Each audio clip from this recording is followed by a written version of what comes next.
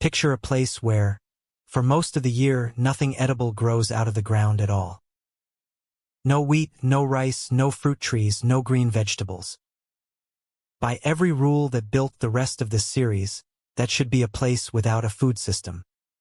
Instead, across the Arctic coasts of Alaska, Canada, and Greenland, people built one of the most technically demanding diets on Earth, almost entirely out of meat and fat, and made it last for centuries without the deficiency disease that should have come with it. This is the story of how. Around 1,000 years ago, a culture called the Thule spread out from the coast of Alaska, moving east across the Arctic over several centuries, eventually reaching Greenland. They were the direct ancestors of the people known today as Inuit, a term that specifically covers the Arctic peoples of Canada, Greenland, and Alaska's Inupiat, closely related to but genuinely distinct from the Yupik peoples of western Alaska and Siberia, and from the Aleut further south. As the Thule moved east, they encountered and eventually displaced an earlier culture, the Dorset, who had lived across that same territory for centuries before them. Exactly how that transition happened, whether the two groups overlapped and merged or barely crossed paths at all, is still debated by researchers today. What let the Thule make that migration at all was a short list of very good tools. A harpoon head that rotated sideways once it struck, so it couldn't pull back out through a narrow opening in the ice. A skin-covered kayak, light enough to carry, stable enough for open water. Sewn, layered caribou hide clothing that trapped air better than any woven cloth of the period. Dog teams for winter travel, and snow houses built close to the hunting grounds. None of it was accidental. Every piece of it existed because the land itself offered almost nothing to eat that didn't move. There was no single Arctic diet. Coastal communities leaned on seal, walrus, and whale. Inland communities leaned on caribou. What both shared was a hunt built entirely around the calendar. Fishing picked up in summer. Hunting large sea mammals picked up in winter. Fall belonged to seal, time to a seasonal migration. Communities moved between camps through the year to stay near whatever the season made available, rather than settling in one place and hoping the food would come to them.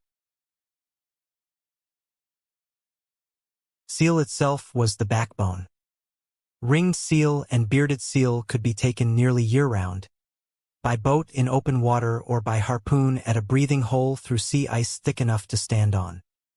Caribou supplied meat and, critically, fat, along with organs valuable enough that liver and stomach contents were eaten specifically for their nutrients, not just their calories.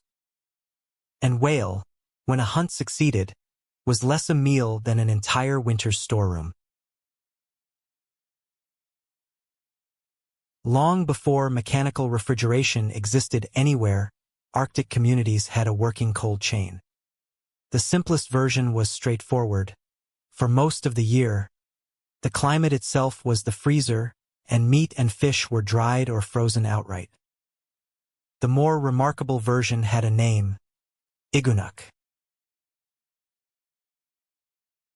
To make igunuk, hunters packed walrus or seal meat and fat, often still sewn inside the animal's own skin, into the ground near the shoreline, usually resting on a stone to let air move underneath without letting in light. Buried in summer, it fermented slowly through the fall and froze solid by winter, ready to eat the following year. Naturally occurring bacteria did the actual preservation, the same family of organism behind pickles and cured meat elsewhere in the world. And done correctly, it kept the food safe for months. The practice traces back to the Thule themselves. Archaeologists have found fermented meat storage caches at Thule-era sites going back centuries. It's also, right now, a practice under real pressure. As permafrost thaws, the frozen ground that made igunuk reliable is becoming less stable, and communities are having to adapt a method that has worked for a very long time. Here's the puzzle. A diet with essentially no fruit, no grain, and almost no leafy vegetables should cause scurvy, the vitamin C deficiency disease that devastated European sailors for centuries. And yet, historically, scurvy was rare among people eating the traditional Arctic diet, while European explorers and traders in the same region, eating imported provisions instead of local food, got sick from it constantly. The answer is chemistry. Vitamin C survives in real, usable amounts in raw or lightly prepared organ meat and marine mammal tissue, and cooking destroys much of it. A 2002 nutrient analysis found raw caribou liver carrying nearly 24 milligrams of vitamin C per 100 grams, raw seal brain close to 15, and raw whale skin with its blubber layer as high as 36.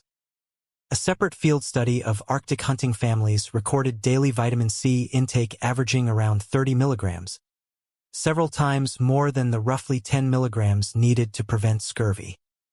Freezing and eating meat raw, exactly the traditional preparation methods, happen to preserve the one nutrient a meat-heavy diet would otherwise lack.